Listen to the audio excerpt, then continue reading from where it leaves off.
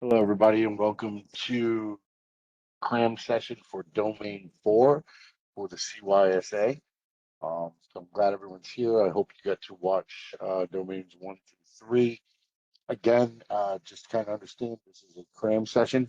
Because it is recorded, we're going to go through it relatively quickly in the interest of time. I am going to share all the speaker notes with you so that you can pause the video um, and read those speaker notes and they go in more detail. Normally during the live sessions, there is time for questions and whatnot, but unfortunately during the recording, we will just be going through those topics. And hopefully, um, if you have any questions, you can reach out to me or any of the other CYSA D48 instructors. So let's jump right in.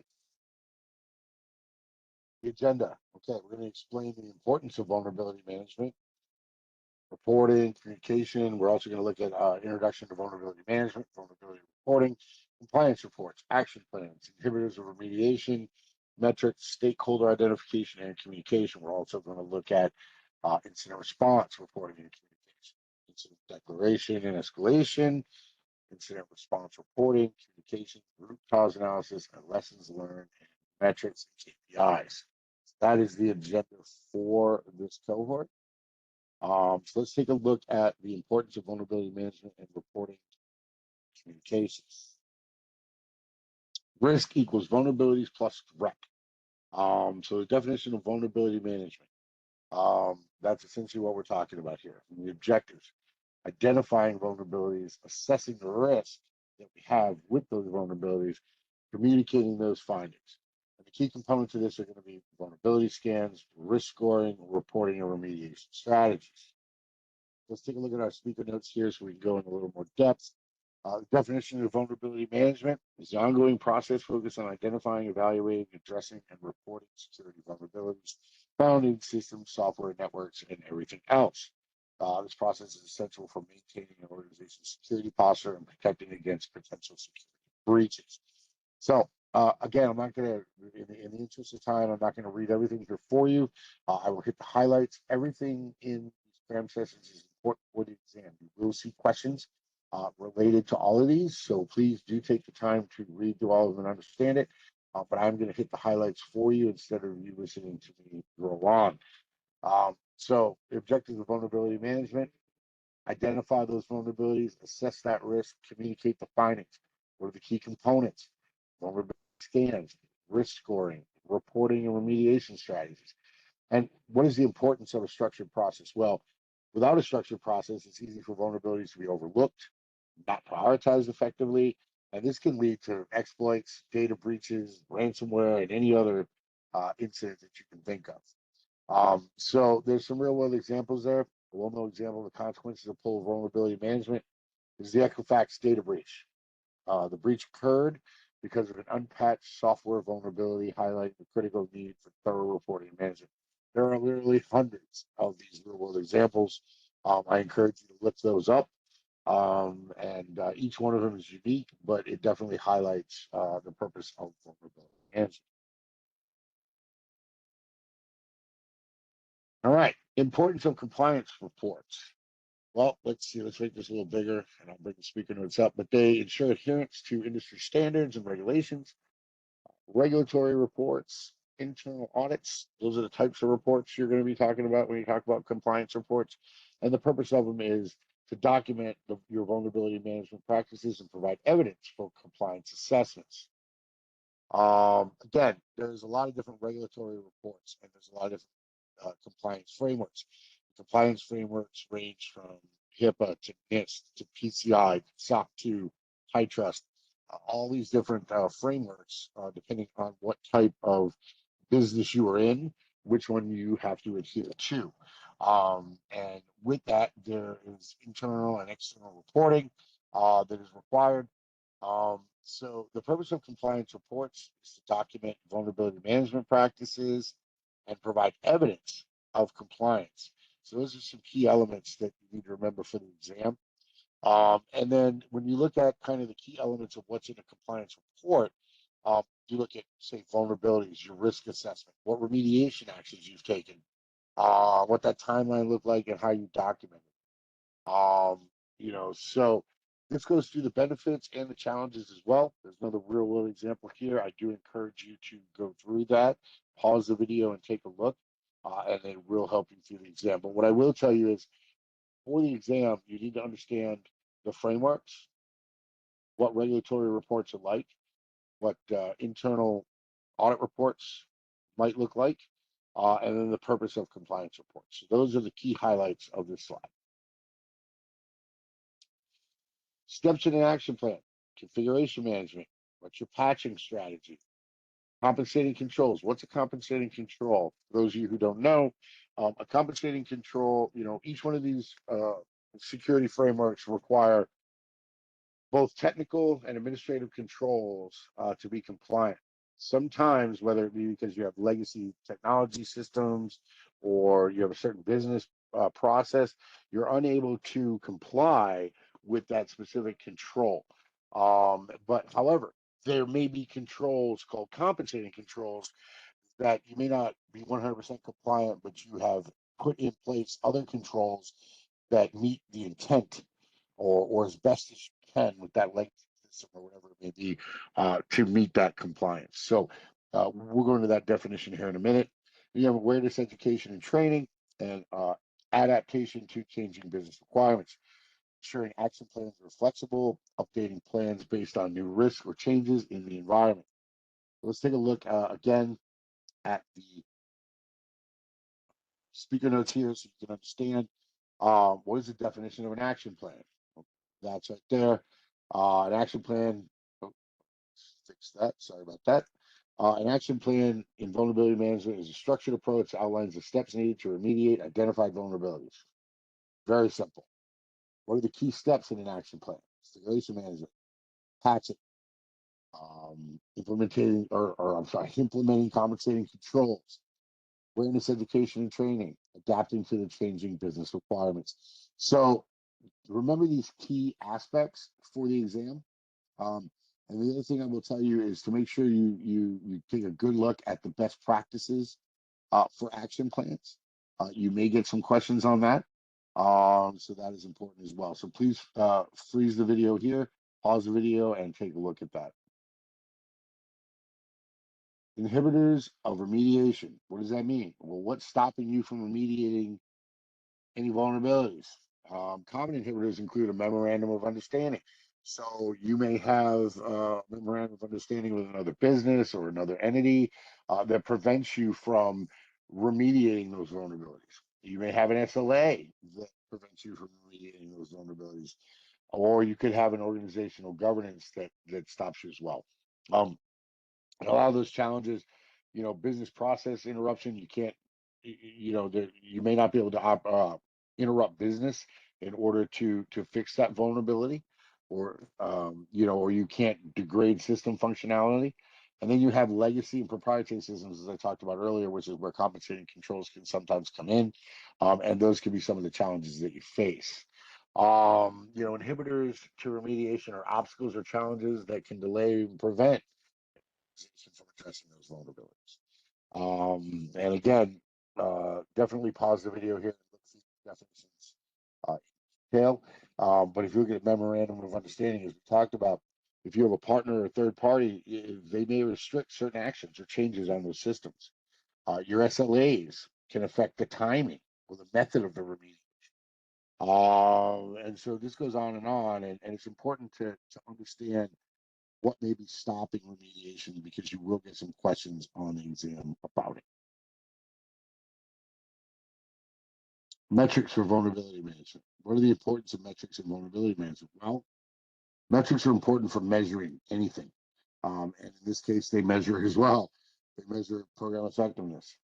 Some of the examples of KPIs within vulnerability management include percentage of critical vulnerabilities remediated within a certain time frame that your organization has identified, the trends in vulnerability recurrence, number of zero-day vulnerabilities detected and resolved, those kind of things. And the other metrics that may be involved are service level objectives, your top 10 vulnerabilities tracked, and they can be many, many more.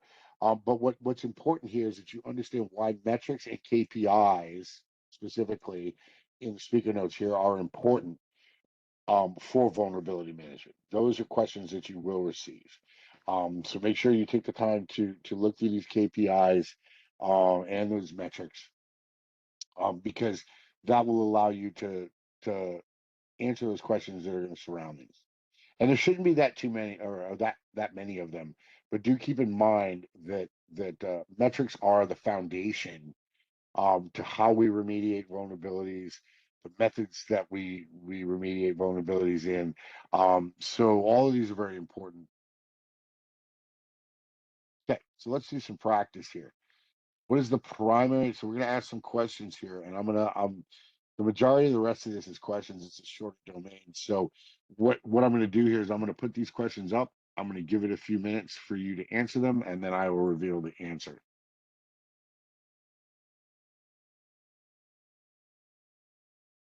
And please feel free to pause the videos.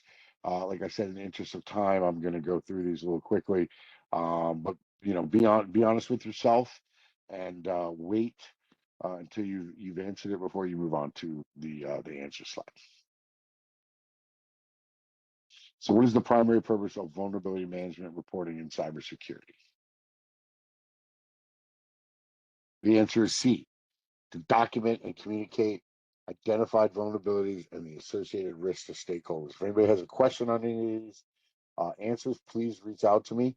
I will be happy to answer them for you.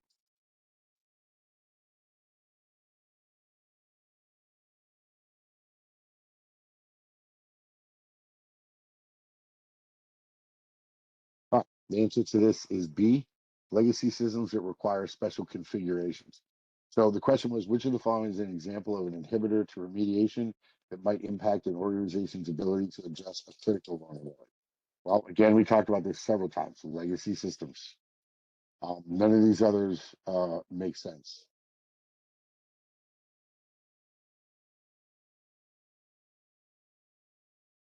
The context of action plans for vulnerability management, which approach is best suited for ensuring continuous system security? And the answer is implementing compensating controls when patching is not immediately feasible. Again, if you have a vulnerability and you cannot remediate it based off the security framework, the exact suggestions from the security framework that you have to abide by, implementing a compensating control would not be immediately feasible.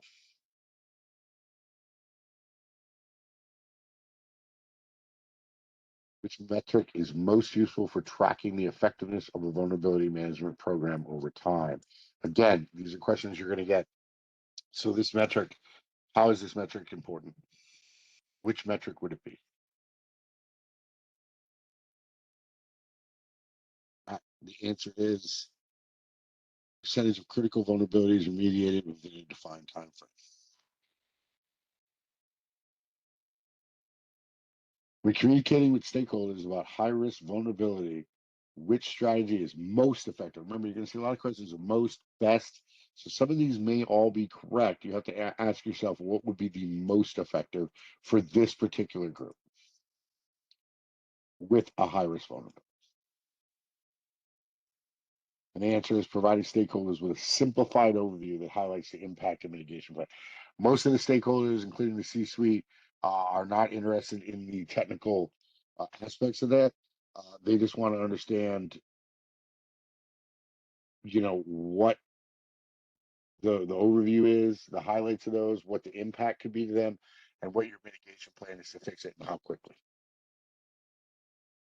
All right, so let's look at the importance of incident response reporting and communication. Incident declaration and escalation. So look at this process here. Number one definition, the formal recognition of an event as an incident requiring coordinated response. All right. Indicators for the declaration: unusual network activity, unauthorized access. It could be anything. Anything that we feel that your SOC or your red team or your blue team feel is, I'm sorry, your blue team and your SOC, an indicator of compromise. And then your escalation process. Who do you notify?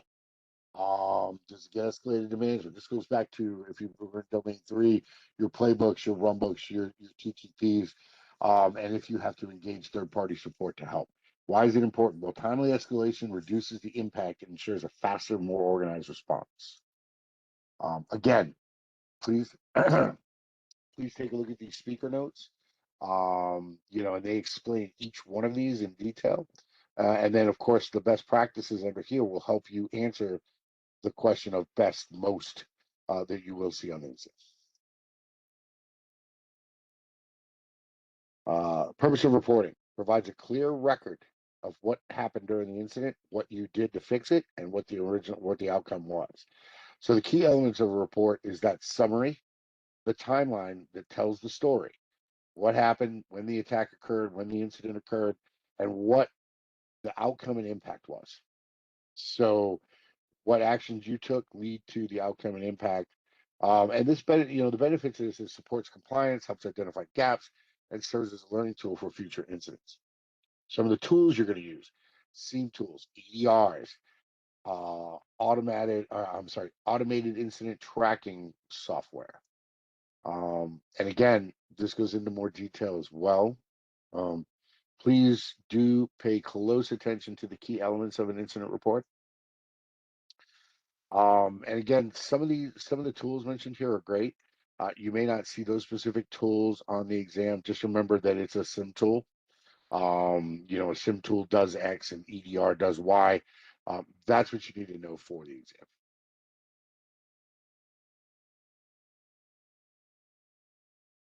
Okay, goals of communication. What are we trying to do when we communicate all this? Well, you want to ensure accurate and timely information reaches all the stakeholders. So everybody involved, from the C-suite down to your fellow stock analysts or whoever it may be, and you want to prevent misinformation and maintain control of the narrative. The components of your communication plan, internal updates are going to be different than external updates.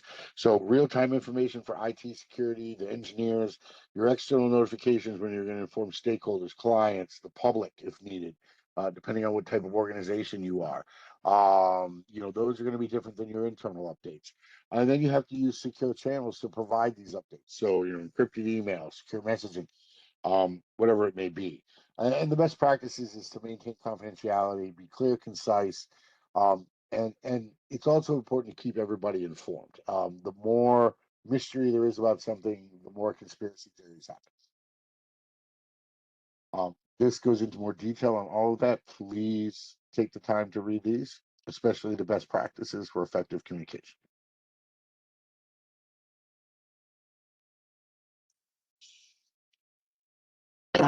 Root cause analysis. This is what everybody's looking for. What is it? Well, it's a structured method for identifying the underlying cause of the incident. How did that attacker get in? We have an issue with our MFA. Did they hijack a session? What happened? And that's what the C-suite, that's what stakeholders are going to want to know. And the way you get to that is through data collection, analysis, and identifying solutions to fix it. You'll leverage things like fishbone diagrams, the 5 whys, which we talked about in domain 3, and why it matters. Well, root cause analysis helps prevent the same thing from happening again, and that's the key to the root cause analysis. And this is the goal of any incident analysis, is to get to the root cause. These are going to show you those common tools. Definitely make sure you know these for the exam, and make sure you know the steps in root cause analysis, which are up here as well. Those are going to be the 2 key takeaways from this slide. Lessons learned. Why do we do it? Well, the purpose of a lessons learned is to reflect on what we did right, what we did wrong, what we could do more effectively, and where we need improvement. Key areas to review. Want to look at how did the incident response plan go? Did we execute it correctly? Was there good team communication and coordination? Do we not have a tool or a technology that we need to be more effective? And so create how to document and create a report summarizing findings, improvements, and next steps, and then integrating the changes that we have identified. Update the IRP, training programs, anything we need to do to make sure this doesn't happen again. The areas here: Make sure you understand these and the benefits of conducting a lesson learned. And then these steps down here, these will be crucial for the exam as well. All right, so I'm not going to read all these definitions to you. Just understand you need to know these, and we're going to go into the speaker notes. But why these are important, mean time to detect, how long it took you to detect it, how long to respond to it. Why are they important? Well, they reflect the efficiency of your organization on the security side. And they identify room for improvement, maybe different tools, maybe different training programs. And you can compare, I'm sorry, you can compare yourself, your company to the industry from a security perspective and how you're doing. Challenges you may have here would be false positive affecting alert volume. So you may have too many false positives saying you guys, didn't respond to them, but they were false positives. So the data can get skewed, and it's important to go through that data and scrub it so that these metrics are correct. All right, let's do some more questions. What did we learn there? So what is the primary goal of incident declaration and escalation in the context of incident response? The answer there is to recognize an event as an incident and ensure coordinated responses. Which of the following should be included in an incident response report?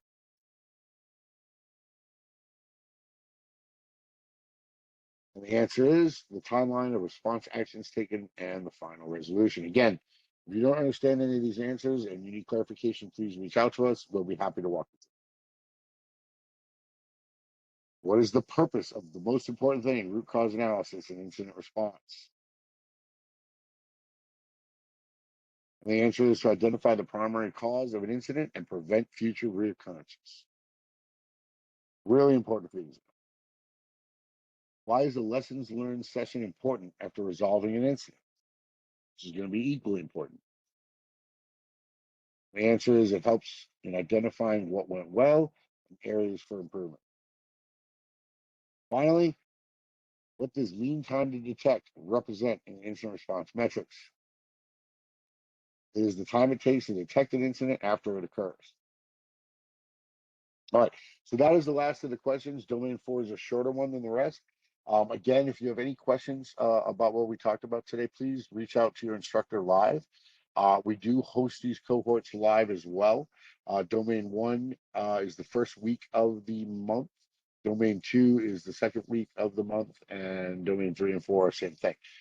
There could possibly be some additional offerings, but as of right now, that is what we have. So I appreciate you taking the time to be with us tonight, and I hope this helps.